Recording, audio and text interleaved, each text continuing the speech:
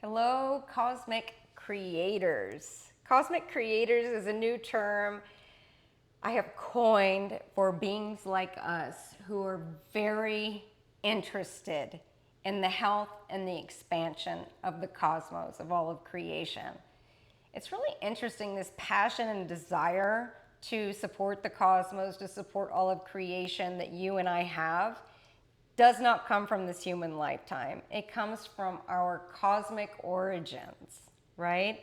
So we were all players in the creation of the cosmos. We were part of angelic families or star families or galactic councils or any of this stuff that still kind of has a hangover on Earth today that feels a little bit new agey, light worker. Yeah, we were all a part of that. We came together at one point during the energy wars, during the Star Wars, which you see captured in movies of that nature. Dune, the whole Star Wars series, shows like Foundation. There's a lot of that information of those cosmic wars that trickle into our day-to-day life, a remembrance. But you were there. You were part of it. When we came together and said, okay, we're at an energetic impasse, and if we don't find a new source of energy, all of creation is going to break down and cease to exist. We're going to destroy each other. We came together, and our solution to the energetic impasse in all of creation was to create Earth. Now, I know many of you know this, but how I'm going to start this presentation and how I'm going to end it, I'm going to start it with the known knowns. Things we are aware of and things we understand. Those are the known knowns. Things we are aware of and things we understand. We understand about the Star Wars. We understand that Earth was created as a solution to learn how energy works. You see, everything in the cosmos was happening so fast, so quickly. We couldn't slow it down to try to say, wait a second, you know, if you're going too fast and trying to find a solution, but you're all like this, right? You have to step back, take a deep breath and go, okay, what's the real thing? What's the real crux of what's happening here? To find a solution, I need to slow down and understand what the actual problem is. And if it's really a problem, or you know, there's a process that happens. So Earth was created to say, wait a second, we're about to destroy each other. No one's going to survive. So let's come together and create this planet we now call Earth so we can understand how energy works. That's a known known.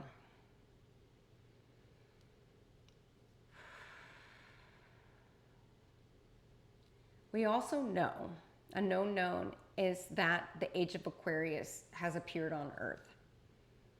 How did it get here? These are things we know and understand. If you'll recall, back in February 2025, Ascended Master Katumi came to me and said, it's all happening. Everything we've been dreaming of, you and I and our whole panel of people, which I'm going to get to, just give me a second, it's all happening. Then fast forward to March, Ash Wednesday, at the beginning of March in 2025, St. G woke me up and said, it's here, it's here. The new light wave is here. So the new light wave was delivering new energy to Earth to set forth this unfolding tidal wave of the Age of Aquarius. Where's some context for the Age of Aquarius? So Earth has gone through many eras, as you all know. We had the first incarnations were in a place called the Garden of the Gods in modern day Palestine. Then we came to the Lemurian era. Then we came to the Atlantean era. Then we have all of our ancient civilizations, Egypt, Greece, etc. It was all kind of divided up. And we said we need to get back together. So that's when the Piscean Age began. A lot of things had to happen leading up to that. Moses and David before we get to Jesus, Yeshua. But the Piscean Age was defined by Yeshua's birth. Yeshua would tell you that the Age of Aquarius became a possibility, a probability, a passageway, the whole thing when he, in creation, when he resurrected after the crucifixion. So he would tell you inside of him where all of creation lives. The Piscean Age ended when he was hung on the cross, and the Aquarian Age became a potential, a real potential, when he resurrected from the dead, right? When he entered his ascension, light body experience, whatever you want to call it. That potential has just now entered Earth in a tangible way. Things we know, right? Things we know. You can feel the Aquarian Age.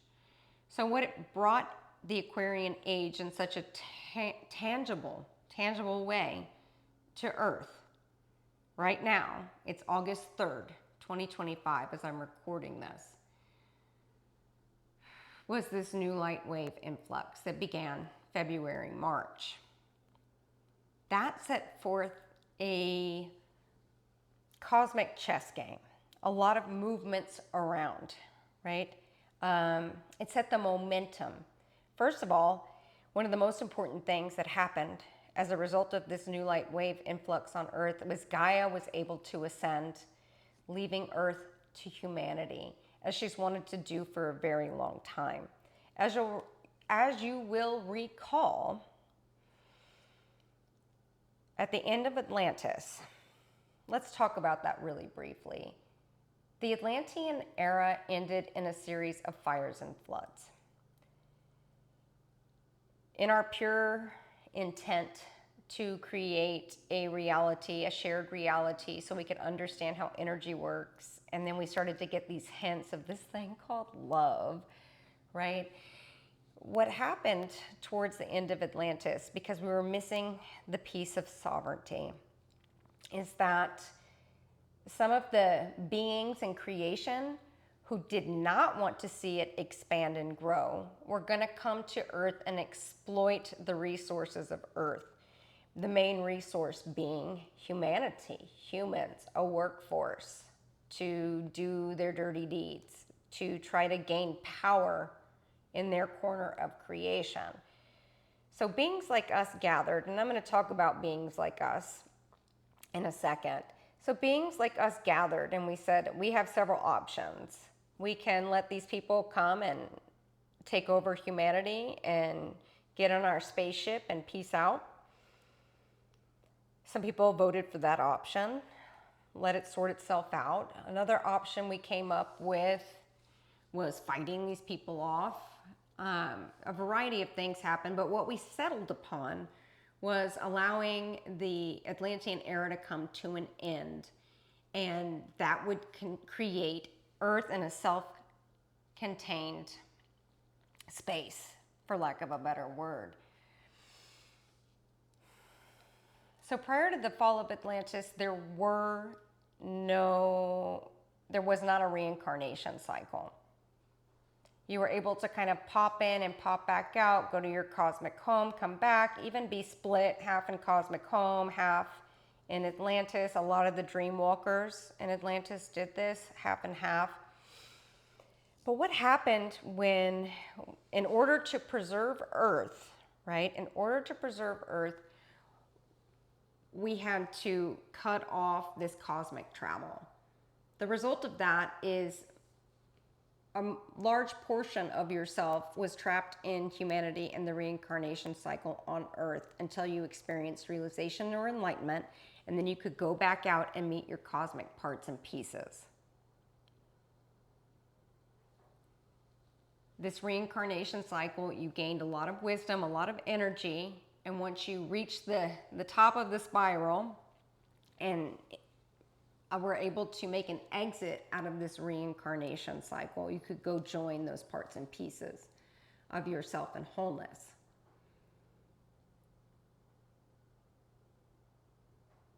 So the Gaia piece of this is when we first created Earth,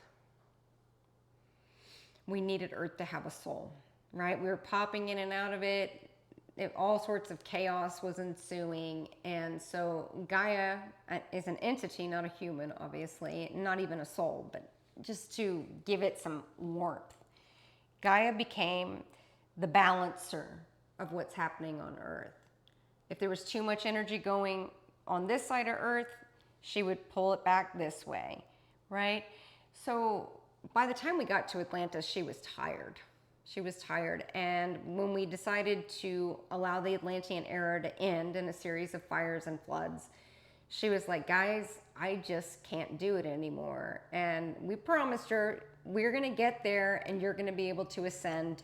Job well done.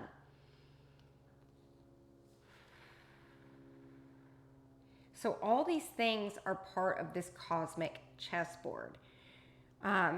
They're all interrelated, and you can't really talk about them in a linear timeline. So just bear with me here.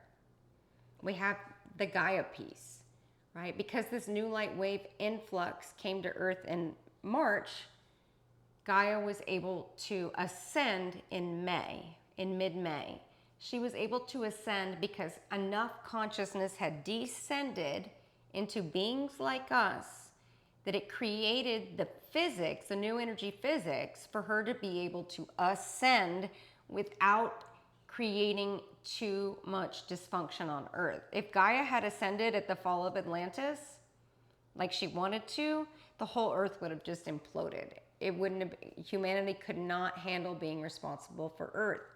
Now, humanity is able to handle being responsible for Earth.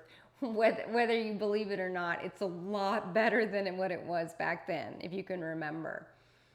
So we have that Gaia piece. We have the Enlightenment is completely changed. Enlightenment was a way to get out of this reincarnation cycle we forced upon ourselves at the fall of Atlantis. Now that the passageways have opened back up, which started in March 2023, all of the passageways that kept Earth in that self-contained bubble, right, with the reincarnation cycle and the near-Earth realms and the causal realms and the astral realms, the whole entity of Earth was self-contained, right? That opened up the door to these passageways, which over time is a delivery mechanism for energy on this blue-green planet.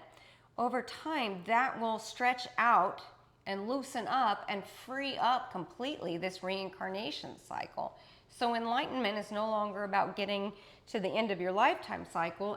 Enlightenment in the Age of Aquarius, in this new context, is all about living your life fully.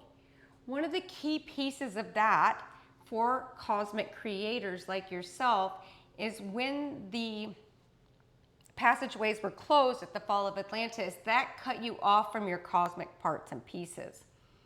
The only way to get back to them was to complete your lifetime cycle and then go out and meet them. Now that the passageways are open, you now have the option of bringing your cosmic parts and pieces here to Earth. That has huge implications for all of creation.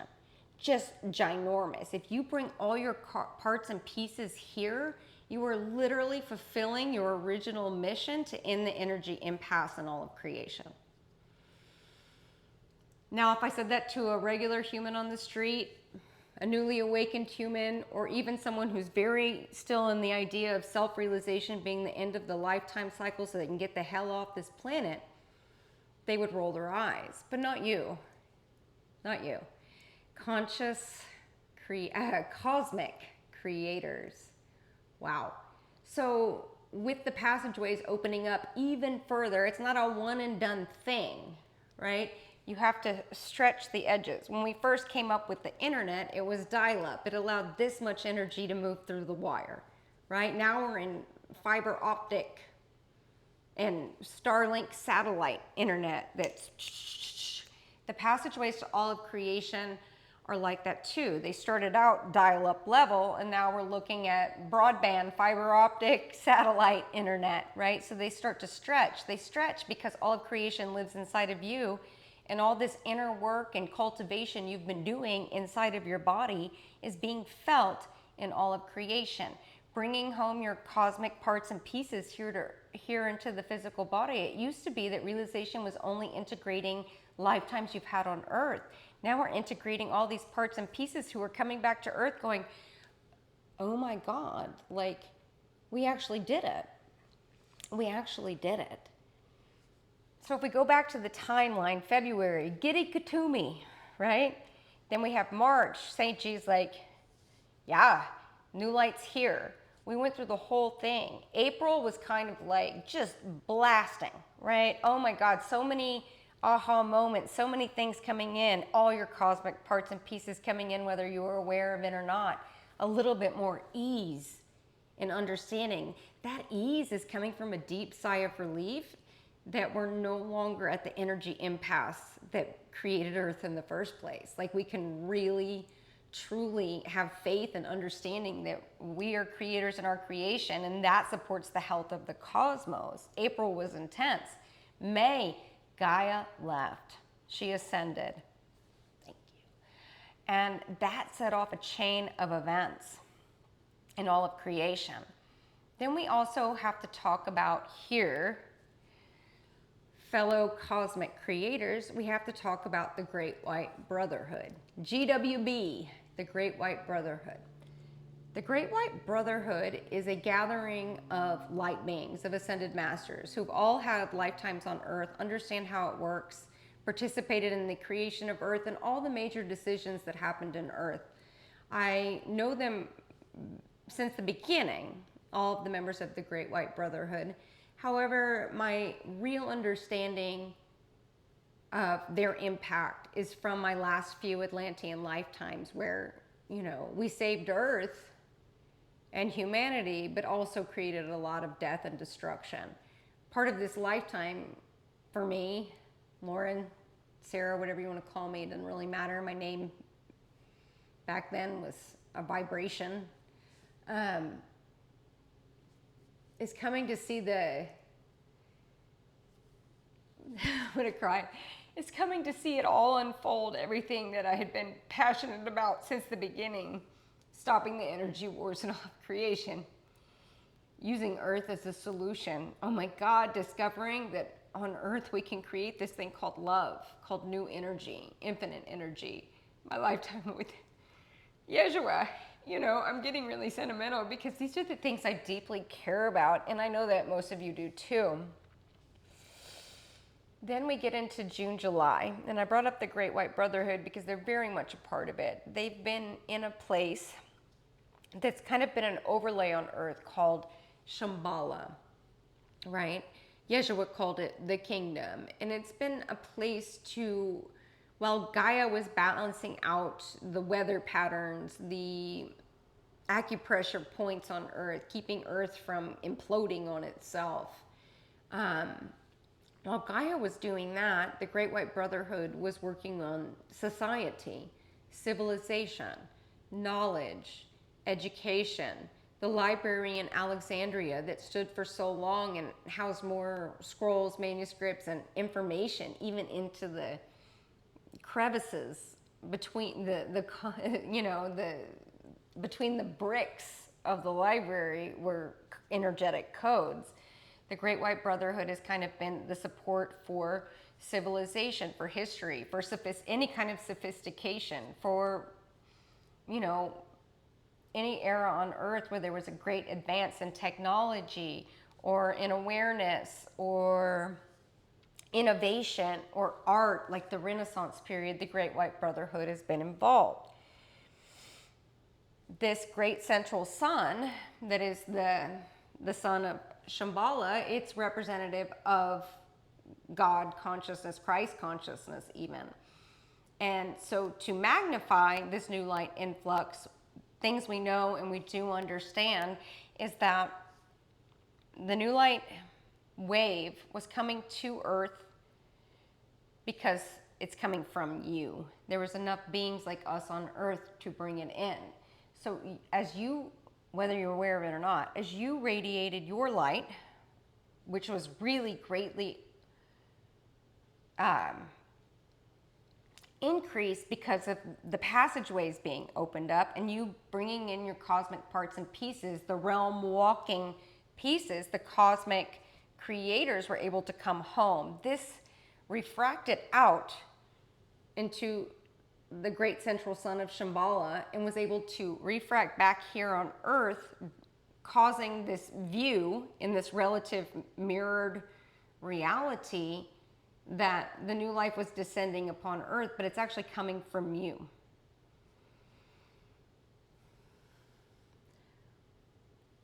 Let's go back to something that will be really helpful for the mind. And then I'll get deeper into the advanced notes.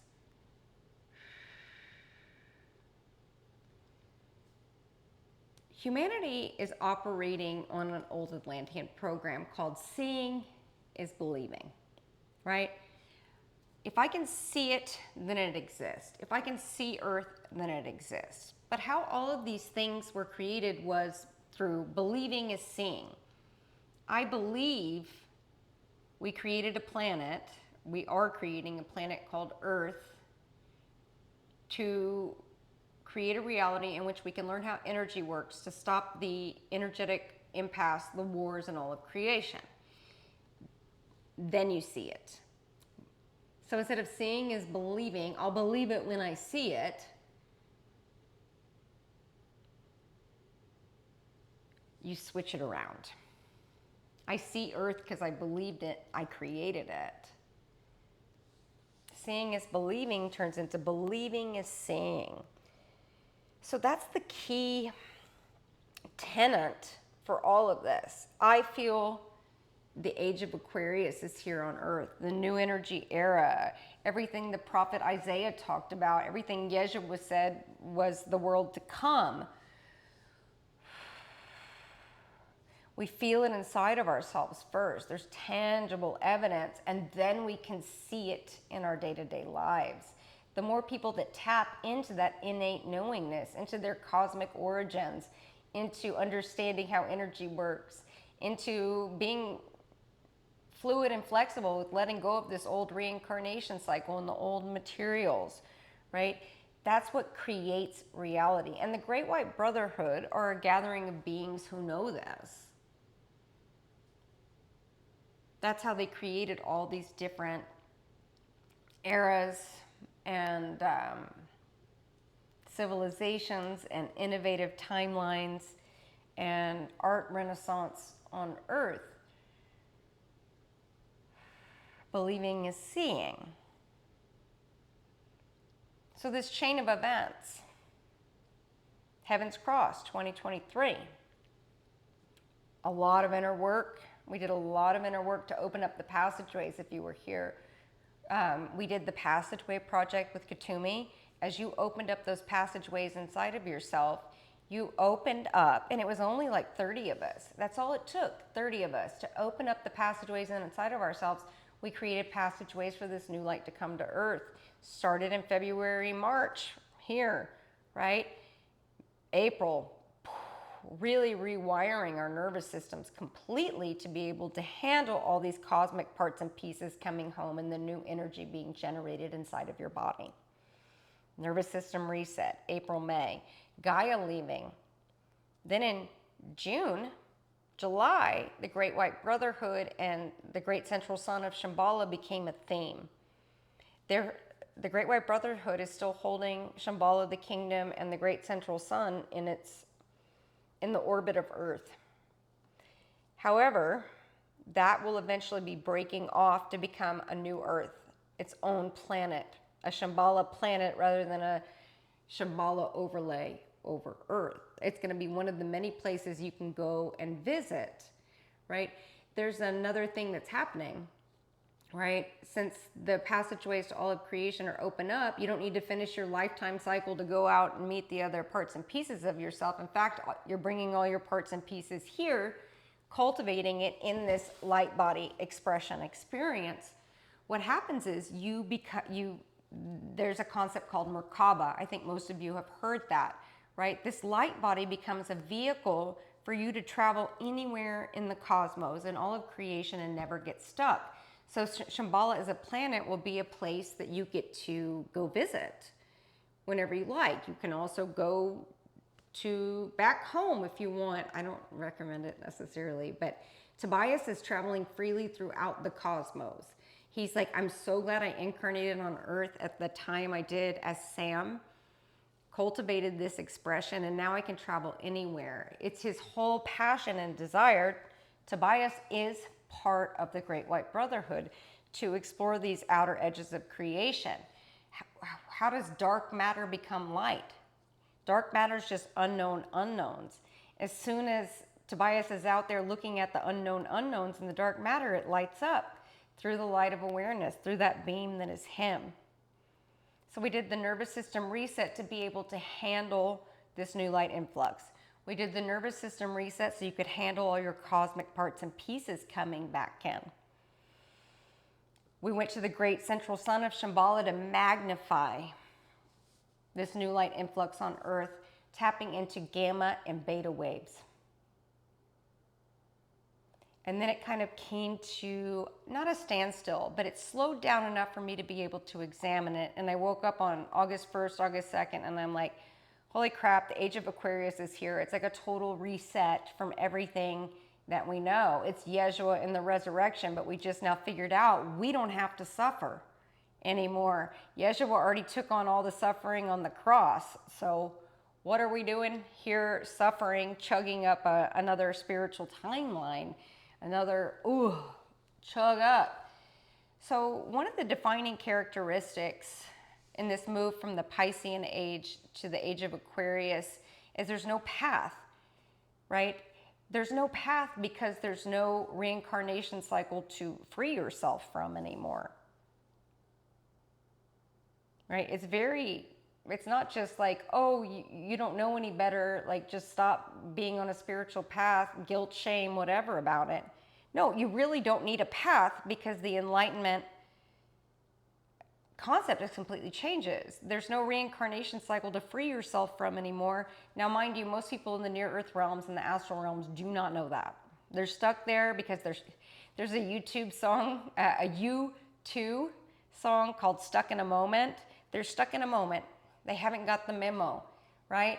They can't see it, so they can't believe it, right? We have to believe it so they can see it. It'll start to open up for near earth realm whatevers, right? But the end of the path, the end of the way, is literally because there's not going to be a reincarnation cycle anymore. And you and I are the cosmic creators of this, right? Most people are just trying to live a better human life, a little more this, a little more that, enough spirituality to quell the suffering of human life, of duality. No one's immune to that. However, for me, what keeps me going, what keeps me alive, what keeps energy flowing inside of myself, the passion going, the love going, which is a daily cultivation in this dualistic matter-based reality, what keeps it going for me is knowing this big picture. So my proposal to you all, right, and we're gonna swing down, is I know for a fact, I feel it, but I've also confirmed it with all the Great White Brotherhood people, the GWB, which is Katumi, Moria, Saint G, Tobias, myself. There's plenty of women, Mataji, Babaji, maybe you, right? Maybe you have a representation on there. My proposal is let's get together for the next new light wave and do it upright.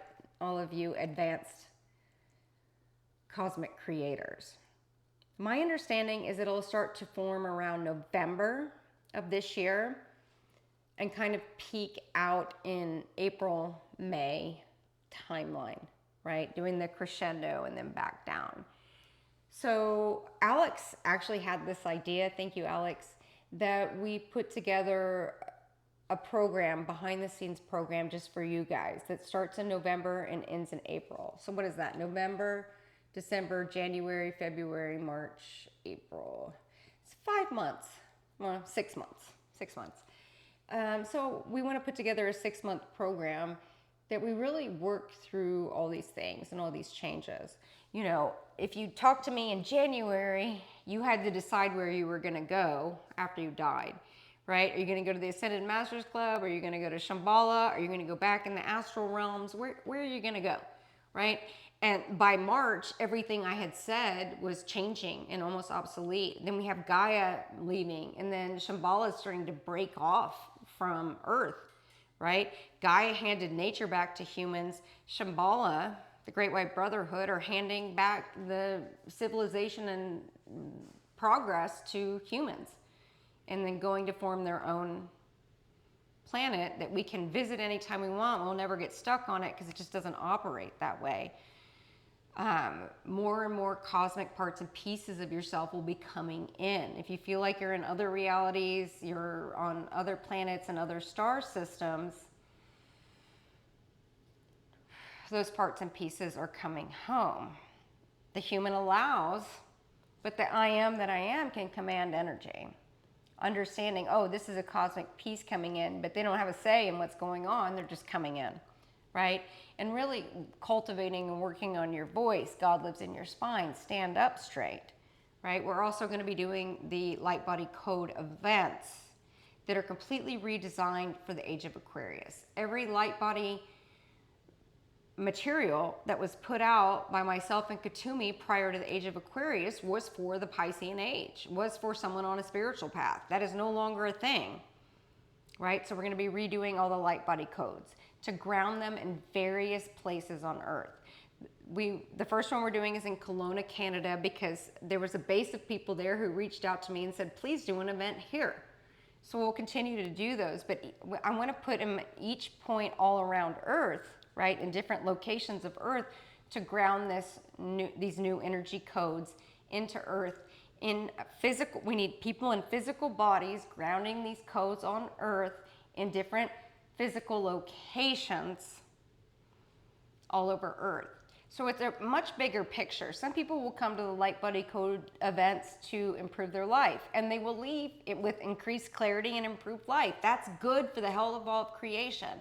But those who are wanting a deeper dive experience, we're going to be doing those events. We'll eventually put, after they're grounded enough, Alex and I are going to put them into a course and for online. But it's really hard to get the codes if we're not sitting with each other in person. However, on the new light wave influx that's starting in November and going through April, we'll do that online. We'll have some of the community calls come back. We'll walk through each of the stages and steps that are coming. I'll talk to different members of the Great White Brotherhood, whether it be Katumi, Dwakul, Moria, to see what they've got going on. But really, this is about you. And we'll be running that program as well. Another thing I'm really passionate about is getting all this history that lives inside of me out. So thanks for letting me get some of that out today. And I hope to see you at one of our future programs. Thank you.